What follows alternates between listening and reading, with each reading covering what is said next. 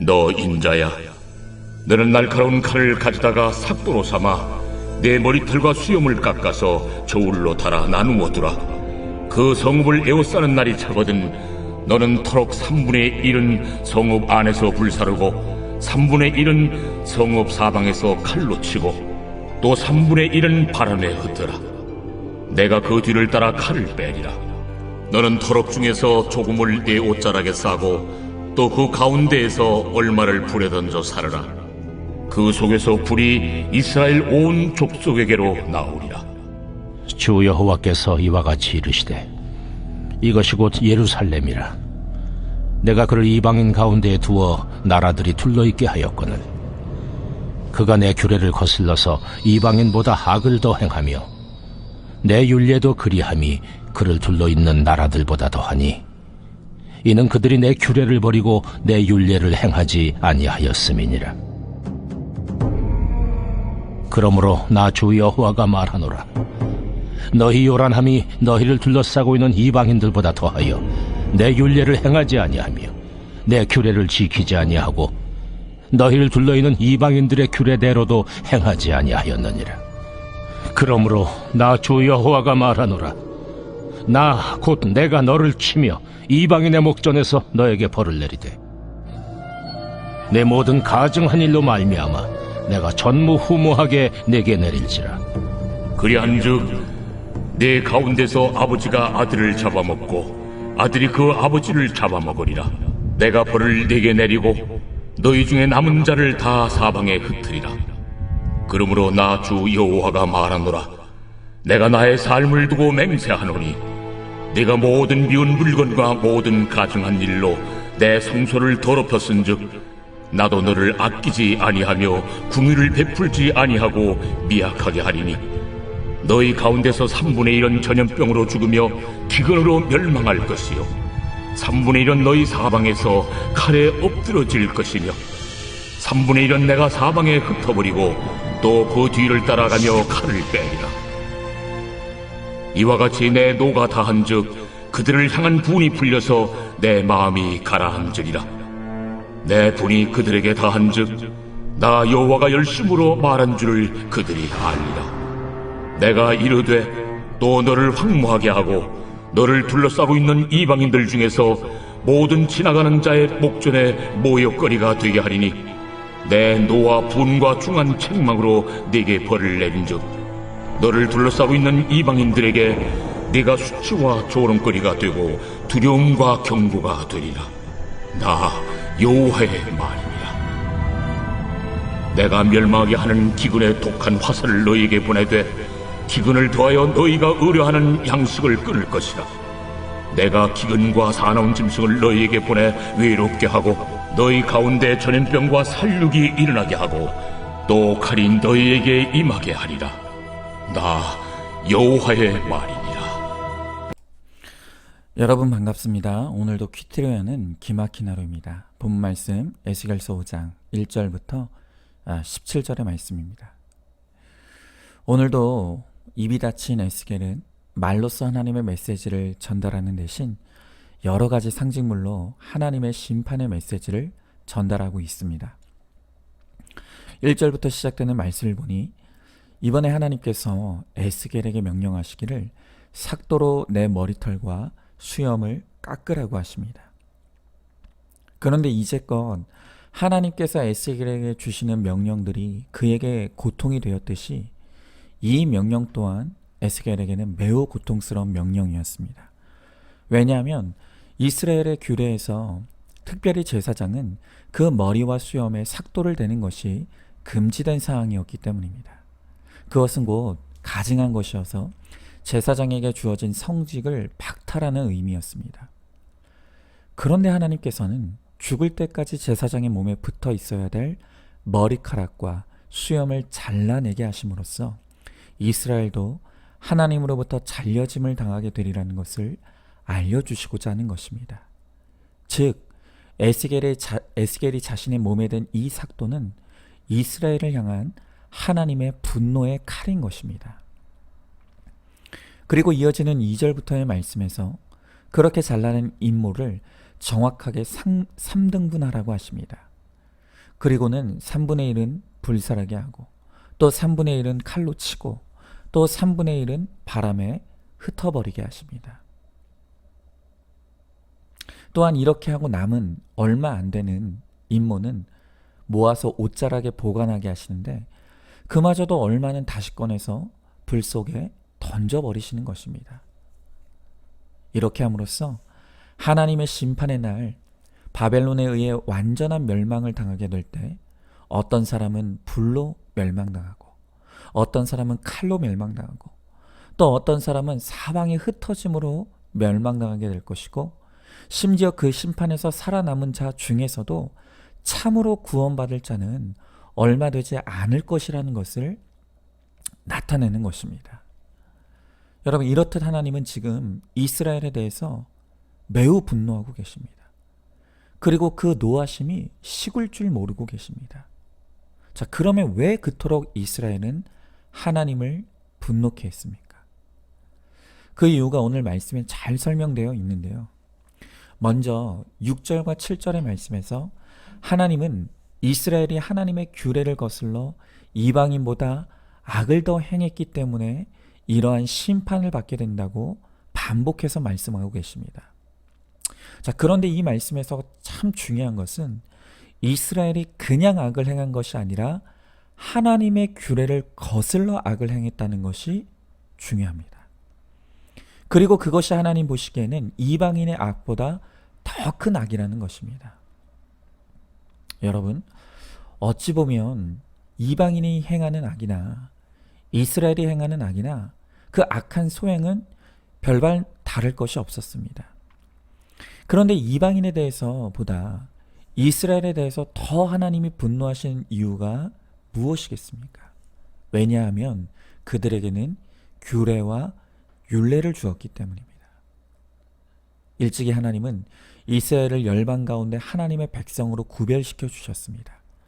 그리고 그들에게 말씀을 주셔서 하나님의 선한 뜻과 의를 알게 하셨습니다. 그리고 하나님은 이스라엘의 열방 가운데 제사장 백성이 되어서 이방에 하나님을 나타내고 그들이 하나님께로 돌아오도록 중개하는 존재가 되기를 원하셨던 것입니다. 다시 말하면 이스라엘에게만 주어진 엄청난 축복과 특권이 있었던 만큼 그들에게는 또한 엄청난 책임도 함께 주어졌던 것입니다. 그런데 그들은 하나님을 모르는 이방인과 하나도 다를 것이 없는 모습으로 하나님의 주어진 특권을 멸시하고 또한 책임을 방기함으로 하나님을 실망케 한 것입니다. 여러분, 이방인이야 율례와 규례를 모르기 때문에 죄를 지을 수밖에 없는 것입니다. 그런데 이스라엘은 무엇입니까? 하나님께서 그들에게만 하나님의 규례와 율례를 알게 하셨는데도 그들이 이방인과 똑같이 죄를 짓는 것이라면 하나님은 그것을 이방인보다 더 악한 것으로 판단하시고 그 심판하신다는 것입니다. 그것은 우리도 마찬가지입니다. 정말 참되게 구원받은 하나님의 사람이라면 나는 예수 믿어 축복만 받고 싶고 의무와 책임은 지고 싶지 않다고 말할 사람은 아무도 없습니다. 여러분은 하나님의 자녀 되고 싶습니까? 구원의 은혜와 은총을 누리기를 원하십니까? 그러면 그 특권에 따르는 책임도 져야 합니다. 그런데 그 책임과 의무가 부담스럽고 싫다라고 한다면 그러면 그리스도인으로 살지 않으면 되는 것입니다. 이것은 너무 중요하기 때문에 제가 늘 강조하고 반복하지만 예수님은 예수님께 오는 사람들을 늘 두 부류로 나누셨다고 했습니다. 그것은 무리와 제자입니다. 무리는 예수님께 무엇을 얻고 무엇을 누릴까만 바라고 생각하는 사람입니다. 그리고 내가 얻고 싶은 것을 얻으면 언제든지 예수님을 배반하고 떠날 사람들이 바로 무리라고 했죠. 그러나 제자는 다릅니다. 제자들은 주님의 말씀을 듣기 위해 산으로 올라가는 사람들입니다.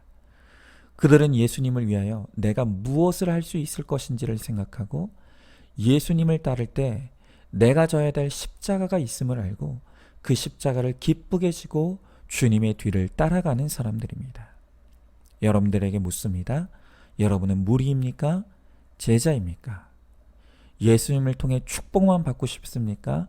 아니면 주님을 위해 내 십자가를 지고 사명을 감당하기를 원하십니까? 여러분, 이렇듯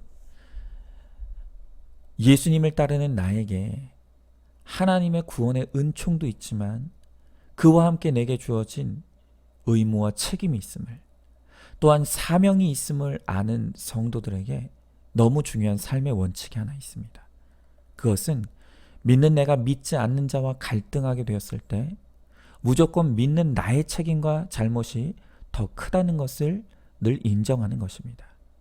그래서 믿는 내가 먼저 사과하고 용서를 구하고 화해를 청하는 것입니다.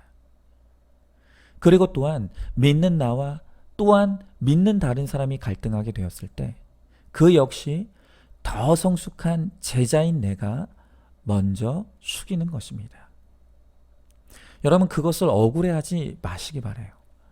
왜냐하면 그것은 우리가 제자 되었기에 우리에게 주어진 특권이고 또한 책임이기 때문입니다. 여러분, 한번 질문해 봅니다. 믿는 나와 믿지 않는 자의 갈등에서 무조건 믿는 나의 잘못이 더 크다는 것을 인정하십니까? 믿는 나와 또 다른 믿는 사람의 갈등에서 구속사가 있는 내가 더 큰 책임이 있다는 것도 인정이 됩니까? 믿는 자의 축복은 누리고 싶으면서 의무와 사명은 외면하고 있지는 않습니까? 자, 다음으로 8절 이하의 말씀에서 다시 한번 내가 너를 치겠다 말씀하시며 10절의 말씀에 보니까 아버지가 아들을 잡아먹고 아들이 그 아버지를 잡아먹는 끔찍한 재앙이 임하겠다고 말씀하십니다. 그런데 왜 이런 일이 일어나게 되었습니까? 자, 11절 말씀에 보니까 이것은 모든 미운 물건과 모든 가증한 일로 내 성소를 더럽혔기 때문이라고 말씀하십니다. 자, 여기서 말씀하시는 미운 물건이란 무엇을 의미합니까? 자, 이 말을 원어로 보면 그 뜻이 몹시 싫은 것, 가증한 것이라는 의미인데요. 성경에서 이 단어가 쓰일 때는 언제나 그것은 우상 숭배를 의미하는 표현입니다. 그러니까 하나님이 그토록 분노하시는 이유는 이스라엘이 그들의 참신이신 하나님을 버리고 우상들을 섬기는 악하고 가증한 일을 했기 때문이라는 것입니다. 특별히 그 우상을 섬기는 일로 아버지가 아들을 잡아먹고 아들이 아버지를 잡아먹는다고 합니다. 여러분, 이게 무슨 의미겠습니까? 정말 우리 안에는 우리가 알던 모르던 너무나 많은 우상들이 세워져 있습니다. 그런데 그 가운데서도 가장 강력한 우상이 있다라고 한다면 그것은 틀림없이 자녀 우상일 것입니다. 하나님께서 우리에게 자녀를 주신 목적은 단 하나입니다. 그것은 그 자녀를 영적 후사로 하나님의 자녀로 잘 양육하라고 우리들에게 잠시 맡기신 것입니다. 그런데 우리는 그 자녀를 내 우상 삼아서 그 자녀를 통해 내 위로 나의 기쁨 또한 나의 못다 이룬 한을 푸는 그러한 대상으로 삼고자 하는 것입니다. 여러분, 그것을 위해 부모들은 가감없이 자녀들을 이 세상의 성공과 야망의 제물로 바치기를 주저하지 않습니다. 또한 내 열심과 욕심으로 자녀들을 잡아먹고 있습니다. 결국 그렇게 해서 일어나는 일이 무엇입니까? 자녀가 부모를 잡아먹는 배신의 사건들이 일어나더라는 것입니다. 여러분, 내 자녀들을 말씀으로 양육하면 그때부터 자녀들은 부모의 가치 여부와 상관없이 그것이 하나님의 뜻이기 때문에, 그것이 하나님이 기뻐하시는 일이기 때문에 부모를 공경하고 효도합니다. 그러나 말씀 없이 세상 가치관으로만 내 자녀들을 가르치면 부모를 세상 가치 여부에 따라 쓸모 있을 때는 공경하는 척하지만 쓸모 없다고 여기면 가차없이 부모를 버리는 일들이 일어나는 것입니다. 그런 일이 일어나지 않기 위해서는 지금이라도 내 자녀를 내 소유 삼고 내 만족과 기쁨에 먹이로 잡아먹으려고 했던 모든 가증한 행위들을 중단해야 합니다. 그리고 부지런히 말씀으로 주의 규례와 율례를 가르쳐서 내 자녀를 하나님의 자녀로 드릴 때 하나님께서 내 자녀를 통해 진정한 기쁨을 누리게 하실 것입니다. 자, 질문해 봅니다. 여러분은 자녀를 나의 소유물로 생각합니까? 하나님의 자녀로 생각합니까? 내 욕심을 따라 세상 성공의 가치관으로 지금 내 자녀들을 잡아먹고 있지는 않습니까? 그래서 결국 자녀에게 배반당할 수밖에 없다는 것을 알고 있습니까? 지금이라도 내 자녀를 하나님의 자녀 되도록 말씀으로 양육하시기 바랍니다. 자, 마지막으로 오늘 15절의 말씀에 이스라엘에 일어난 이 모든 일들은 이방인들에게 두려움과 경고가 되게 하리라고 말씀하십니다. 자, 다시 말하면 하나님은 이스라엘이 당한 재앙이 이스라엘의 심판만을 위한 것이 아니라는 것입니다. 오늘 이 심판의 또 다른 목적은 그것을 지켜보는 모든 사람에게 죄의 결과가 이토록 무서운 것이라는 것을 알게 하시기 위한 경고의 목적과 두려움을 갖게 하는 목적이 있다는 것입니다. 여러분, 복음은 장차당할 환난이라고 누누이 말씀드립니다. 진짜 복음은 그 복음을 통해 죄에 대한 두려움을 갖게 하고 경고를 받게 합니다. 그런데 오늘 많은 사람들이 성경을 통해 듣고 싶어하는 복음이 어떤 복음입니까? 위로의 복음을 듣고 싶어하고 성공의 복음을 듣고 싶어하고 긍정의 복음을 듣고 싶어합니다. 물론 성경에 그런 말씀이 아주 없는 것은 아닙니다. 그러나 우리의 죄의 문제가 해결되기 전에는 어떤 위로도 성공도 긍정도 우리 인생에 주어질 수 없습니다. 그러하게 성경은 우리의 진짜 행복을 위해 먼저 죄에 대한 회개를 촉구하는 것이고 거룩을 이루어야 한다고 말씀하시는 것입니다. 이것이 해결되기 전에는 어떤 것도 이루어질 수 없는 것입니다. 어떤 사람들은 구속사의 말씀을 들으면 이 말씀이 너무 무섭다고 하시는 분들이 있습니다.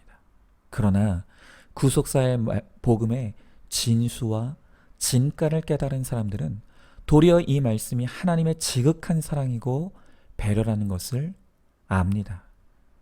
그래서 이 복음에 감격하고 눈물을 흘리는 것입니다.